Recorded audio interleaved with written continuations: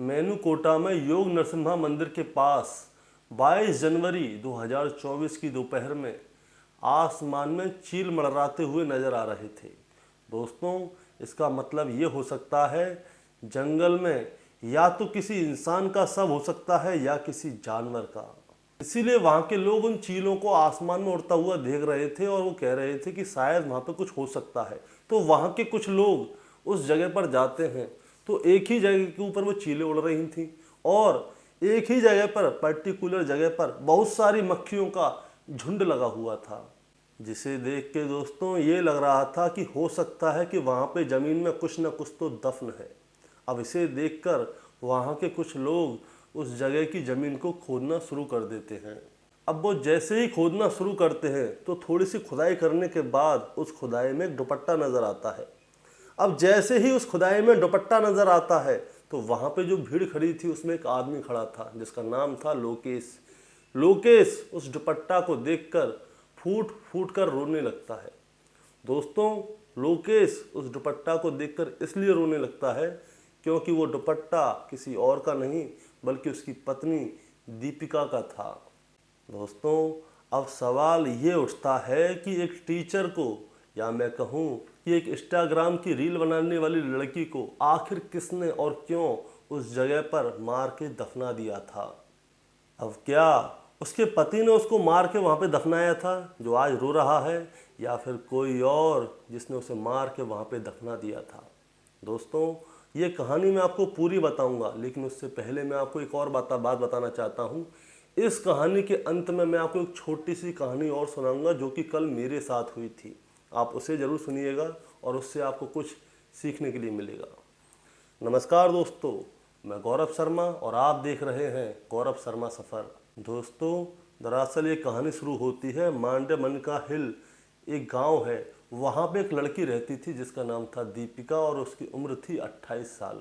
दीपिका शादीशुदा थी और उसका एक 8 साल का बच्चा भी था और वो एक स्कूल में टीचर भी थी और उसके साथ साथ वो एक इंस्टाग्रामर इन्फ्लुएंसर भी थी।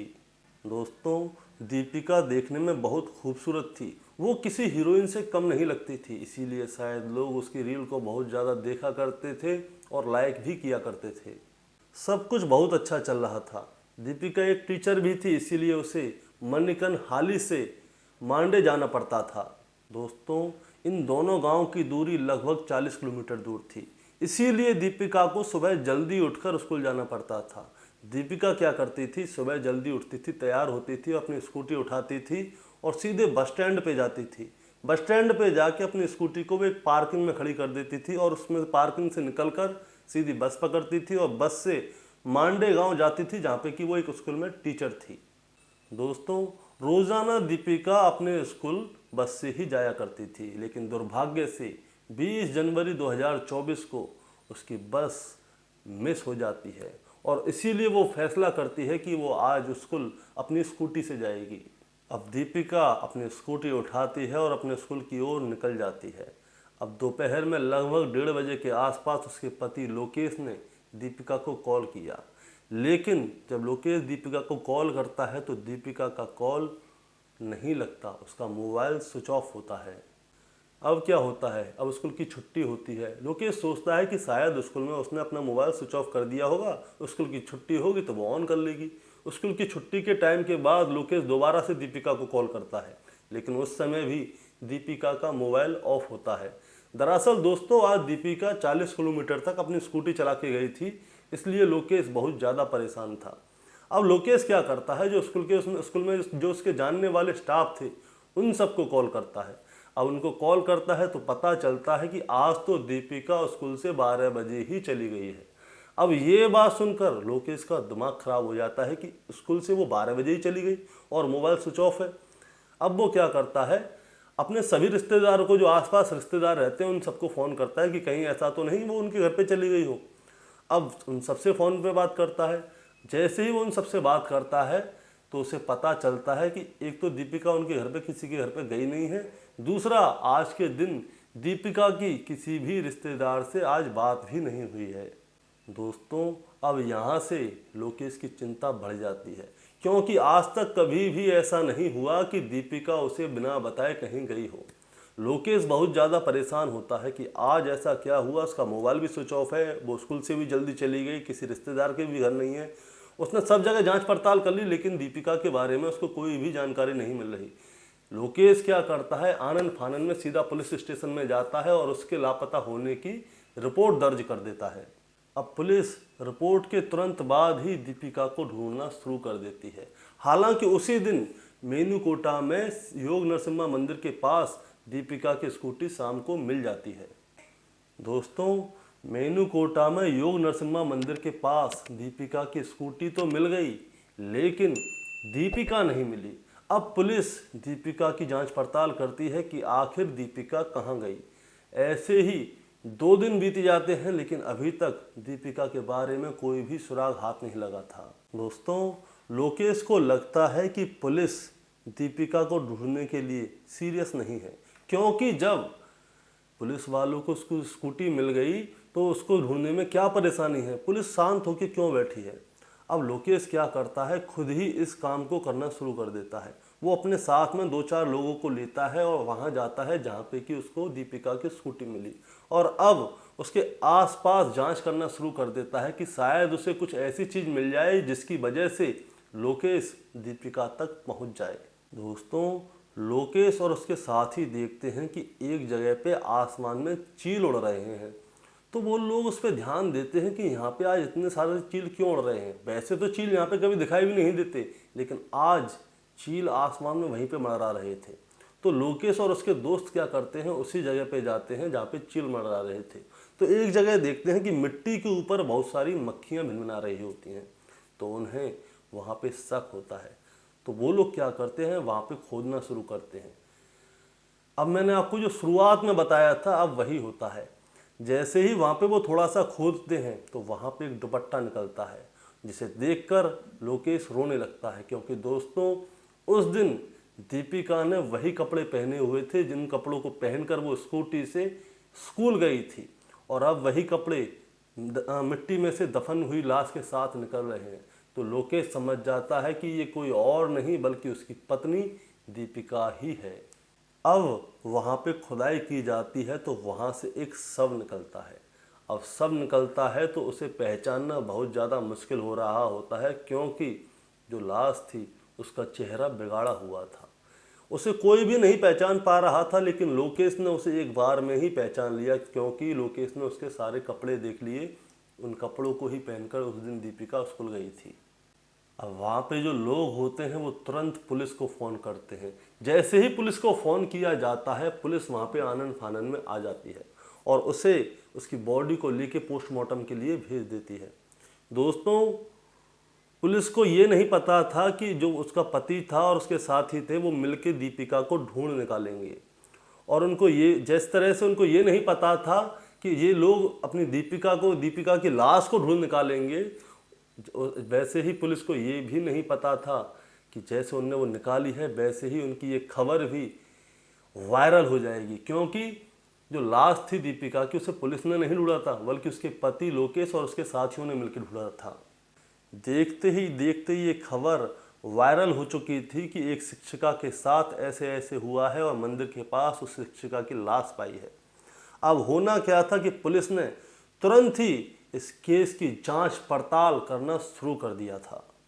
दोस्तों, अब पुलिस जैसे ही इसकी जांच पड़ताल करती है तो पुलिस दीपिका के अड़ोसी पड़ोसियों के पास जाती है और उनसे पूछती है कि क्या हुआ था, इनके बीच में क्या लड़ाई झगड़ा होता था। तो उसके पड़ोसी बताते हैं कि घटना से लगभग 15 दिन पहले लोकेश और दीपिका की लड़ाई हुई थी, यानी कि इन दोनों को झगड़ा हुआ था। अब इनका झगड़ा हुआ था और इधर दीपिका की लाश किसी और ने नहीं ढूंढी बल्कि लोकेश ने ही ढूंढी थी। अब पुलिस का पूरा शक दीपिका के पति लोकेश के ऊपर जाता है, क्योंकि लाश भी उसी ने ढूंढी है और कुछ दिन पहले दीपिका और उसके पति का झगड़ा भी हुआ था। अब हो ना हो दीपिका की हत्या किसी और ने नहीं बल्कि लोकेश ने ही की है। अब पुलिस क्या करती है, दीपिका के पति लोकेश को पकड़ के सीधे थाने लाती है और उससे पूछना शुरू करती है। अब सवाल जवाब में लोकेश जो खुलासा करता है वो वाकई चौंकाने वाला होता है। लोकेश ने पुलिस को बताया एक लड़का है नीतीश जिसकी उम्र लगभग 22-23 साल है। उसने घटना वाले दिन दीपिका को फ़ोन किया था। दोस्तों, अब ये नीतीश कौन है और इस कहानी में कहाँ से आया, आप ये जानना चाहेंगे तो मैं आपको बताना चाहूँगा कि नीतीश जो है दीपिका का एक क्लोज़ फ्रेंड है, जिसका कि दीपिका के घर पे आना जाना लगा रहता है। अब मैं आपको ये भी बताना चाहूँगा कि दीपिका एक सोशल मीडिया इन्फ्लुएंसर है, यानी कि वो इंस्टाग्राम पर रील्स बनाती है। और मैंने आपको शुरुआत में बताया था कि दीपिका देखने में किसी हीरोइन से कम नहीं लगती थी, तो उसकी रील बहुत ज़्यादा चलती थी और बहुत सारे लोग उसकी रील्स को पसंद भी किया करते थे। अब इसीलिए उसे बहुत सारे लोग लाइक करते थे और उसे फॉलो भी करते थे। जिस तरह से बहुत सारे लोग उसे फॉलो करते थे, उन फॉलोअर्स में एक नाम था नीतीश का। नीतीश ने सिर्फ उसको ना केवल इंस्टाग्राम पर फॉलो किया बल्कि उसकी रियल लाइफ में भी उसको फॉलो कर लिया। अब ये कैसे हुआ, नीतीश ने दीपिका को उसकी लाइफ में भी फॉलो क्यों कर लिया? दोस्तों, मैं आपको बताना चाहूँगा, ये दोनों एक ही गांव के थे। पहले क्या होता है, ये इंस्टाग्राम पे इसको लाइक करता है, उसके बाद में इसके ऊपर कमेंट करने लगता है, उसके बाद में इन दोनों की चैटिंग होना शुरू हो जाती है, तो ये दोनों दोस्त बन जाते हैं। तो अब ये इतने अच्छे दोस्त बन जाते हैं कि नीतीश और दीपिका एक दूसरे के घर पे आना जाना भी शुरू कर देते हैं। दीपिका नीतीश को एज अ भाई मानती थी, यानी कि दीपिका नीतीश को भाई की तरह मानती थी और इसीलिए उसे अपने घर में आने देती थी। और नीतीश भी शुरुआत में उसे अपनी बहन की तरह ही मानता था, लेकिन ये सच नहीं था। नीतीश के मन में कुछ और चल रहा था। दोस्तों, अब इनकी दोस्ती को 2 साल हो जाते हैं। तो नीतीश क्या करता है दीपिका की वीडियो को एडिट करने के बहाने दीपिका के घर पे आता जाता रहता था, लेकिन नीतीश दीपिका को अंदर ही अंदर पसंद भी किया करता था। अब दोस्तों, होता क्या है, नीतीश और दीपिका बहुत नज़दीक आ जाते हैं।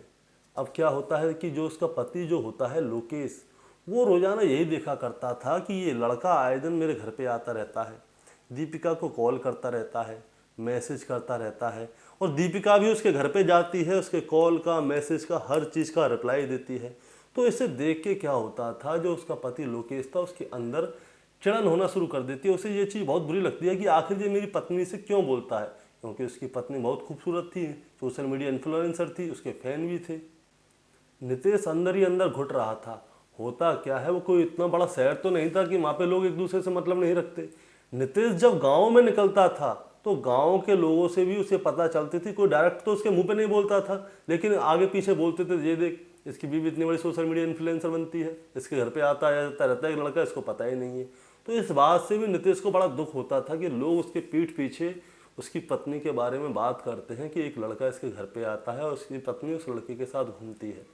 तो नीतीश क्या करता है, उस दिन घर पे जाता है और दीपिका से किसी बात पे झगड़ा करने लगता है, और बार बार उससे झगड़ा होता है, मतलब जोर जोर से घर में से आवाज़ आ रही होती है कि वो लड़का अब इस घर में नहीं आएगा, ना तुम उसका कॉल उठाओगी, ना उसका मैसेज उठाओगी, ना वो यहाँ पे आएगा, ना तुम वहाँ जाओगी, ना तुम उसे कॉल करोगी।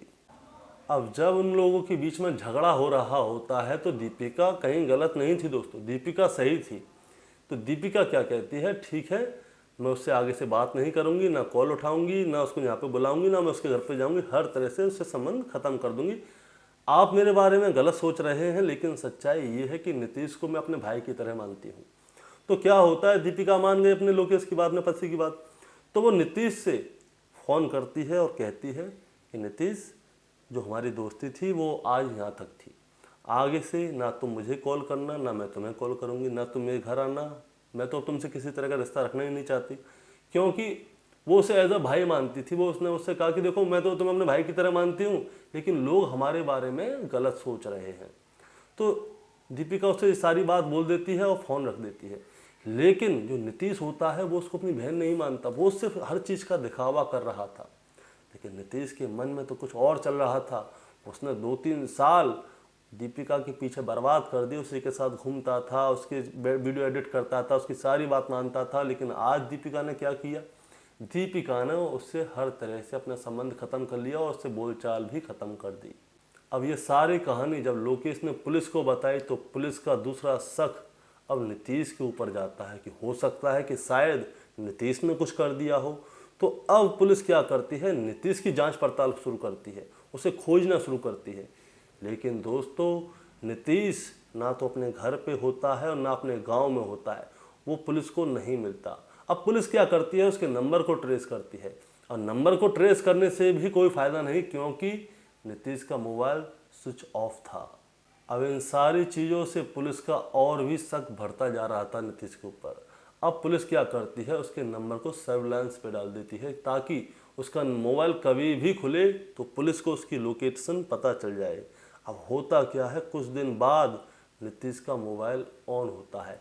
जैसे ही नीतीश का मोबाइल ऑन होता है तो पता चल जाती है पुलिस को कि नीतीश इस समय विजयनगर में है। पुलिस को जैसे ही उसकी लोकेशन पता चलती है, पुलिस तपाक से वहां पहुंच जाती है, उसे खोज के पकड़ के सीधे थाने लेकर आती है। अब पुलिस उससे पूछती है, सही सही बताओ, क्या तुम्ही ने दीपिका का कत्ल किया है? दोस्तों, अब नीतीश जो भी पुलिस को बताता है वो सभी बहुत ही चौंकाने वाला होता है। दोस्तों, नीतीश पुलिस को बताता है कि जैसे ही दीपिका ने मुझसे बात करना बंद किया तो मुझे अंदर से बहुत बुरा लगा, मैं डिप्रेशन में चला गया था। तो मैंने क्या किया, उसे फ़ोन करना भी बंद कर दिया। हो सकता है कि दीपिका ने मेरा नंबर ब्लॉक कर दिया हो, लेकिन मेरे पे रहा नहीं गया। तो मैं क्या करता हूँ, एक दिन नीतीश ने क्या किया, उसको फ़ोन ट्राई किया। अब जैसे ही उसने फ़ोन ट्राई किया तो दीपिका ने अभी उसका नंबर ब्लॉक नहीं किया था। इसका मतलब ये है, नीतीश ये सोचने लगता है कि शायद दीपिका के मन में कुछ ना कुछ तो है, उसके मन में कुछ ना कुछ तो है, वो इसीलिए मुझसे प्यार करती है। तो नीतीश ने क्या किया, उसको बार बार फ़ोन करना शुरू किया, उससे बात करना चाहता था। अब क्या होता है, 20 जनवरी वाले दिन नीतीश का जन्मदिन होता है, तो वो दीपिका को कॉल करता है। अब नीतीश बताता है कि मैंने दीपिका को कॉल किया, तो दीपिका ने कॉल उठाया। तो नीतीश बोलता है कि चलो हम लोगों में बोलचाल बंद हो गई, लेकिन क्या तुम्हें पता नहीं है कि आज मेरा जन्मदिन है? क्या तुम मुझे मेरे जन्मदिन की बधाई नहीं दोगी? तो दीपिका उसे जन्मदिन की बधाई देती है। तो नीतीश बोलता है, ऐसे नहीं, आज तो मिलना होगा, एक छोटी मोटी पार्टी भी होगी। दीपिका उससे कहती है कि देखो, मैं तुमसे नहीं मिल सकती, मेरे पति ने मेरे से मना किया है, इसलिए मैं तुमसे नहीं मिल सकती।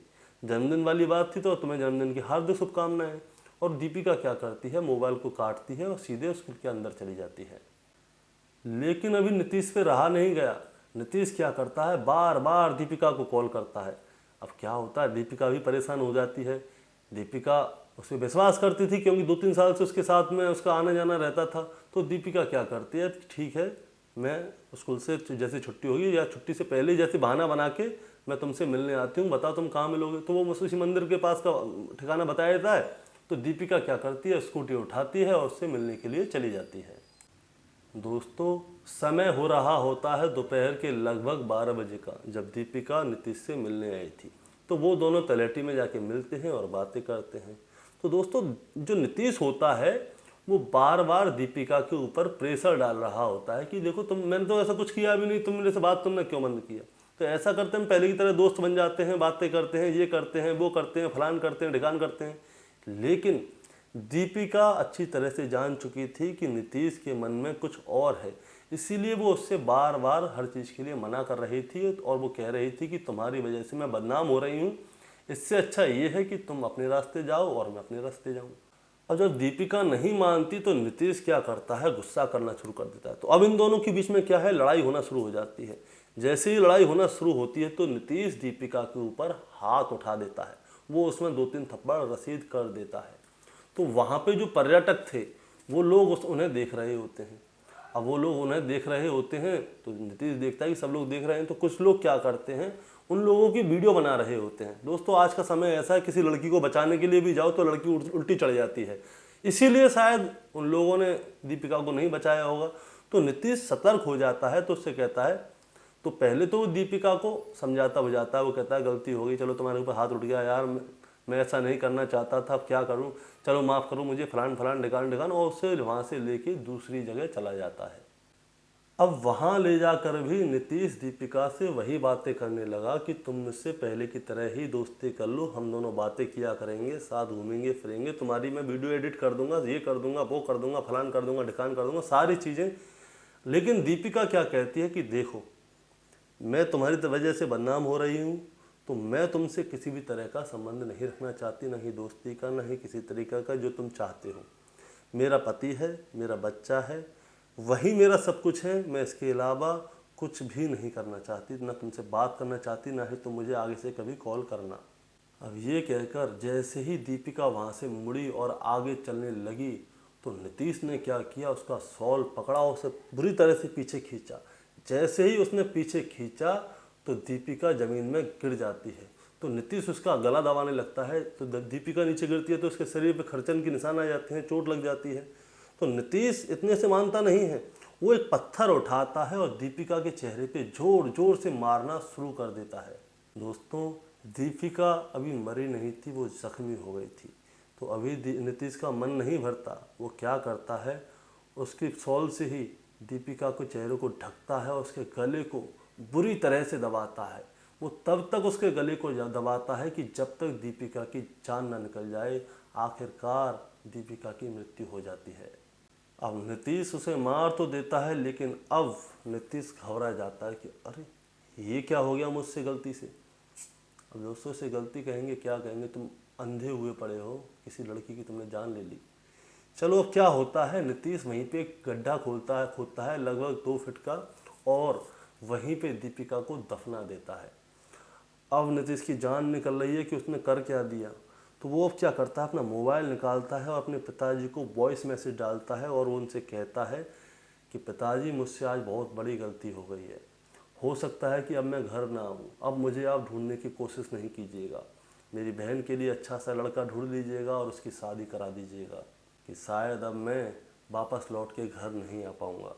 दोस्तों, वो इतना ही कहता है और अपना मैसेज बंद करता है, उसके साथ में अपना मोबाइल बंद करता है और उधर दीपिका का जो मोबाइल होता है उसे भी बंद करता है और वहाँ से भाग जाता है। और ये सारी बातें नीतीश ने खुद अपने मुंह से पुलिस वालों को बताया था।